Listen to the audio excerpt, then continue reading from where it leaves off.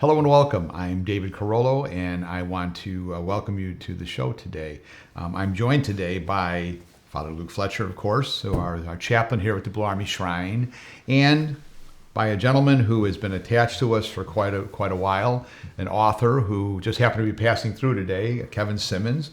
Kevin, thank you for taking the time to sit here with us and talk a little bit about your work with us, your writings, the books you've written, primarily your books that are related to Fatima and the controversies that are out there, because there are many, as you well know. You've debated people on it, and so maybe a little bit about your background and what you've written and what brought you to the studies of private revelation, which you really have spent some time on. Sure. Well, I've always kind of had an eye for all things mystical, even going back years upon years. And I'm a convert, actually. I became Catholic in 1997, so going on 30 years now. It's pretty coming up on it. And that was the hook, as I say, that God used to kind of get me into the church. My cousins told me about apparitions of the Blessed Mother and Jesus and messages and stuff. So I was like, well, that's really kind of cool. And of course, once you show that interest, they hand me all kind of literature, and I had a lot of fun with it. And the little blue Pietà prayer booklet, and with the St. Gertrude prayers and stuff. So, I was just had a lot of fun with it. And eventually, officially became Catholic, the Easter Vigil, March 20th, 1997. And that interest in all things mystical has continued, even straight through college. And my college studies at Franciscan University enhanced that my understanding of this area of Catholic theology.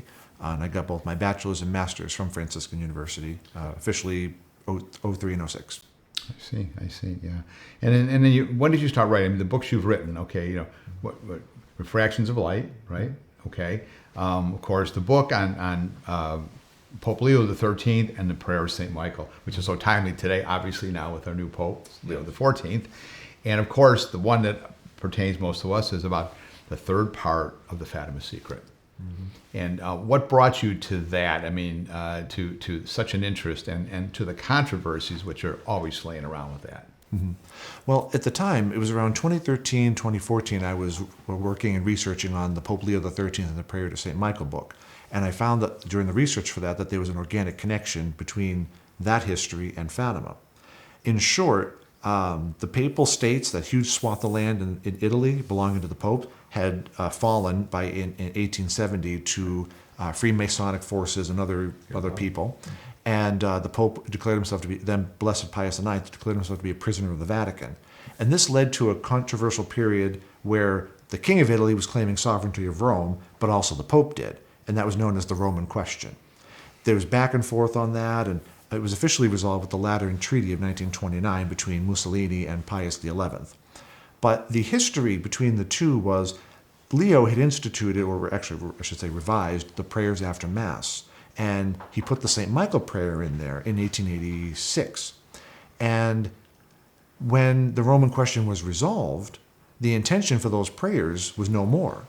And so the question was put to the Congregation of Rites and then later to the Pope, and the Pope decided to change the intention, no longer for that resolution, but now for the conversion of Russia, which was now undergoing the Bolshevik Revolution, communism. I believe Stalin was in power at that time. And so that year was right when Our Lady came to, I believe it was in Tui, and said, the time has come where God requests that the Holy Father consecrate Russia to my Immaculate Heart. 1929, that's correct. Yep. So, and of course, that didn't happen, and the errors of Russia spread, as Our Lady predicted, in 1917. And so we had a whole different track of history that we went down that we know today as the 20th century. But that was the connection there. Some people like to say that, well, Leo's vision happened on October the 13th, 1884, exactly 33 years before Fatima. There's nothing that suggests that that's true. It was in an unsourced article that appeared in a newspaper here in the United States. So that's not a good path. The more is the spiritual connection. It's very, very important because it shows that unique harmony, which is indicative of God, between human events and how God sees things. Yeah, absolutely. Well, I know that, of course, Rerum Novarum has come now into the forefront again, because Pope Leo XIV has even pointed that was one of the reasons that brought him to to the name, taking the name Leo XIV, of course, and the fact that that encyclical though, which really in reality ties so much in, I think, to the Fatima message, because it's spoken of as being the commentary on Catholic social teaching, which in fact it is. But the big thing is, it was to a great degree, it was a counter to the Communist Manifesto, which was taking over labor throughout the world, and not taking over, but certainly influencing it to a great way. And of course, obviously, as it happened and it came to fruition in Russia in 1917, we know that history, and just an interesting thing how that, I believe personally, it was what was really the focus of Pope Leo XIII. Because he saw the dangers. He said, okay, this is becoming a secular thing. The secularists are taking over. They were atheists, secularists. And Catholic Church had to come to the forefront for that. Yes, because in many respects, it was an effect of the Enlightenment, where in that time frame, they wanted the morality without the dogma. And so with Karl Marx, were there injustices? Of course. Even Catholics would recognize that. But I believe very strongly with the former communist lawyer, Dr. Bella Dodd, I believe she put it very well. She said the point that our response to it should not be to fall into the same trap. She said our response is to meet it with the Christian ethic, and to address these social questions of our times. And that's what Leo XIII, Pius XI, John the 23rd, Pius XII, all of them tried to do. Unfortunately, when at Fatima, Our Lady said the Holy Father will have much to suffer, and I think that there's a certain wideness in how we can interpret that, and the Pope seeing people just continuing going down a bad path, and it's like, we've tried to warn you. So, for instance, with Humanae Vitae and Pope Paul VI, that was the last encyclical he ever wrote, and it is said because he was so distraught by the response to that. But I saw a picture one day. It showed him slumped in the chair, looking dejected and sad, and it's showing it shows like a clipping of a newspaper that talked about the destruction of women and like pornography and all that other stuff. And the caption, the text balloon said, "I warned them." ... And he just trailed off, looking defeated. And that's part of what the Holy Father will have much to suffer, seeing his children. Pius X, he died on the eve of World War I, and he, among his last words, if I understand my history correctly, he was so sad. He was like, "God has mercifully spared me to see these atrocities." So again, it's all part of that. Holy Father, much to suffer. There's a wideness there. I'm sure there is. Father, of course, as a Franciscan Friar, the Renewal, you are very much, your order especially, is so attached to like the urban situation in the world, and I find that as being, that was always the fertile ground for the communists. Ho Chi Minh came to Harlem and early to try to foist things in this country. Okay, and I think that you people, your order is so inactive, but you're using the corporal works of mercy to bring about spirituality.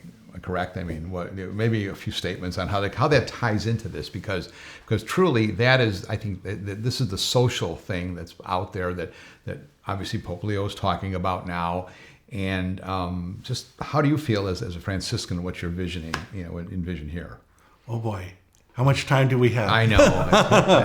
I will say, Dave. I will say, first of all, so happy to have Kevin here. We're old household brothers, although we were at Steubenville at different times, and so Kevin has always been one of those people that I look to, because you have all these beautiful gifts for getting into the weeds and doing the research, and it's amazing. And I know we've had many conversations, and I've just always appreciated your perspective. So certainly, as the chaplain here at the shrine, we're always trying to think of the spiritual perspective of things with Fatima and what Mary asked for. That's how the whole Blue Army thing started, right? John Hafford asking Sister Lucia around 1946, what was it? What was it that we were supposed to be learning? And a movement was born. And it certainly does happen that there are some controversies over a few aspects of the Fatima event, and it's helpful to be able to clarify that, which Kevin has done time and time again. And I'm grateful, because as chaplain, I often get questions from people who hear things on the internet or these other Fatima groups or whatever. But you do have that feeling. What did Pope Benedict XVI said? The most prophetic of all the Marian apparitions was Fatima, when they released the the third part of The Secret in the year 2000. And so you do feel like the trends that we're seeing in the culture now, including dynamics in politics and poverty, and it somehow has its roots in the 1917 era. There's like a trajectory to show how things have grown and developed even to our own day. And certainly the different wars. And I know a lot of the homeless, there are a lot of, well, in my time serving the homeless, a lot of Vietnam War vets, a lot of Korea War, and all these things connected to the fallout of communist ideas. And so without a doubt, there is a connection. I think Dorothy Day, I remember reading something from her once, and of course she was a former communist, and I believe they've opened a cause for her, if I remember correctly. There was a cause open for her. She had made a good point one day, and I was like, this is totally true. She said, that we can write all the encyclicals and write all these nice, beautiful words, but until you're on the ground with the people and sympathizing and empathizing with them and helping them with the material needs, she said, they're not going to care. They're going to go with the people who do that. And Pius XII said as much, as just as World War II was closing, he was giving an address, I believe, to the College of Cardinals or a group of cardinals, and he made a beautiful, beautiful statement, which I put in English translation in my book, in which he basically warned everybody. He said, a vacuum has now been created. Christians, step it up. Christian charity, because if you don't, they will, and we're going to be in a worse spot. And that's it. Unfortunately, his words were not heeded, and we started getting the sympathies because Stalin joined our side and fought against the Nazis and others. And so now, they can't be that bad.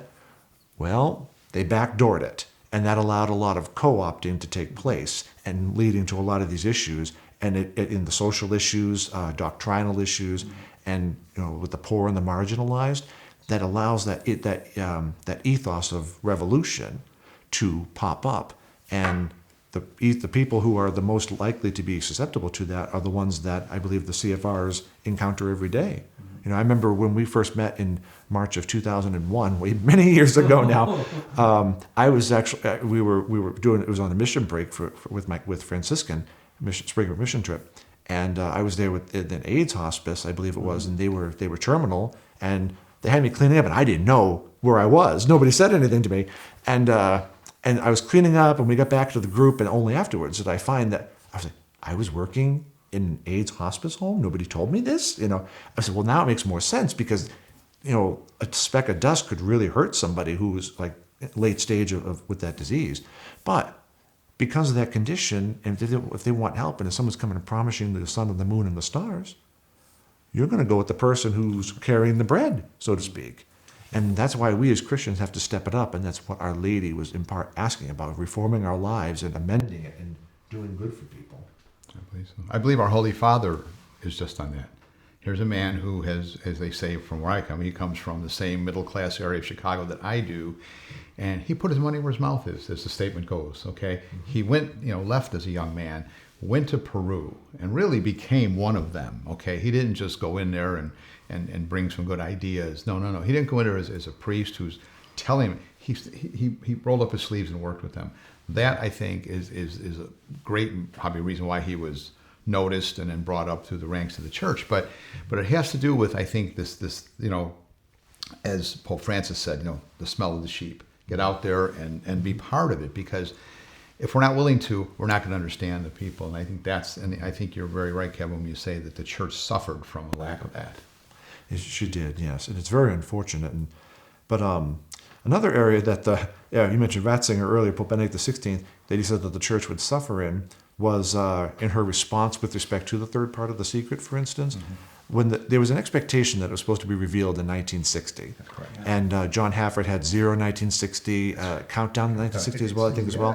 Yeah. People were really expecting this, and then it didn't happen. Of course, led to all kinds of speculations. And Ratzinger himself said, in the year 2000, when the text was released, he said, the church has paid a price for that. He said, but the reason why they waited was because there was no interpretation. And the church didn't want to put this text that talked about a pope dying and a bunch of other people dying. They said it would be irresponsible, or as I said in my book, it puts like a target on the papal cope. And you would have all kinds, anytime the pope went anywhere, all the doomsdayers and all of the naysayers. And so it's important to kind of keep some of these things into perspective. And, when we talk about the controversies, It's like, okay, what's the hype? What's the reality? And Father mentioned getting into the weeds and stuff. Yeah. That's unfortunately sometimes where we have to go. Like I mentioned our Holy Father, Pope Francis, our late Holy Father, he also talked about going on the peripheries. Yeah. And that's where a lot of my book was. It's like there were people who had questions, but they kind of got, marginalized. And I said, okay, you know what? I've got these interesting little connections. The Carmelites of Coimbra published this new biography, and I said, well, it was some pretty explosive information. So why don't we try working back the threads a little bit, following that, and let's look at these arguments in the light of the ever-increasing historical knowledge that we're gaining from documents being published, et cetera, et cetera. And so that was kind of the outgrowth with my own book. And it was first published in 2017, and now it's out in the second edition that just came out a few months ago. And it's revised, expanded, even more information. And it goes really deep into these issues, duly noted, duly sourced, and showing people, no, there's a bad translation here. This person didn't quite understand, or they forgot what Sister Lucia said over here, So there's all kinds of ins and outs. But, most people don't have the time to be able to do all of that. And so they depend upon the Blue Army, the chaplain, the friars, whoever, who have the time to do all that, because people are, they got 9-to-5 jobs. And who has the time to be able to do all these things? And it's like, well, I'm just a glutton for punishment. But at the same time, it's fun because you get to go deeper into it. The Blue Army has been very consistent in saying we're about the message. Deacon Bob Ellis, may he rest in peace.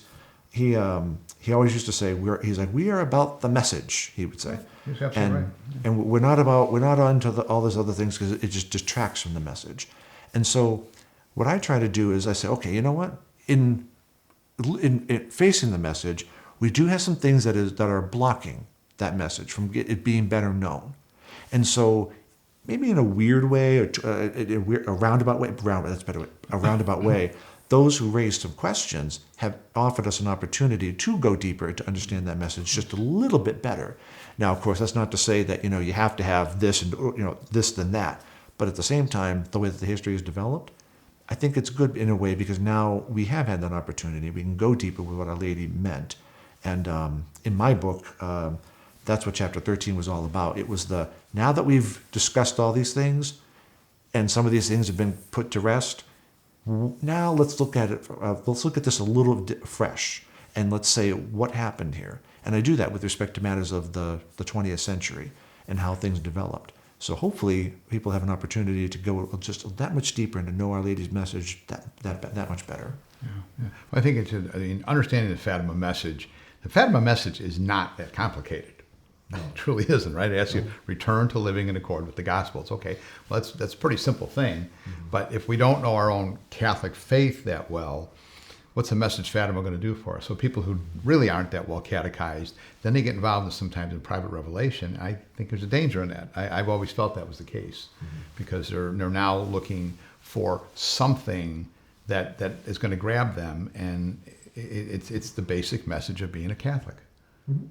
And I think, these types of things, I think you do a good job, Kevin, of clarifying some of those things, in a very, intellectual way, certainly, but you do, but that's good. I mean, but again, it's not a matter of just, okay, we're going to go deeper and deeper and find a perfect meaning. These were children, 7, 8, 10 years old. I mean, they weren't, and there's a reason why God manifests to the simple like that. Okay. So we have to become somewhat simple. I mean, the great St. Augustine said, he was just too sophisticated for Christianity. And when he finally embraced humility in the way it needed to be, then, wow, look what the doors it opened for him, and for all of us as a result of it. And I think that's probably the case with most saints when you think about it. I mean, until once you realize that, and then you embrace just the simplicity of the faith and open your heart to God, to Our Lady, that's when these things happen. Mm-hmm. I think you touched upon it really with the word humility, because even in the less understood or the controversial aspects of it, when presented with the facts leading to truth, because facts and truth are technically distinction. There's a distinction between them.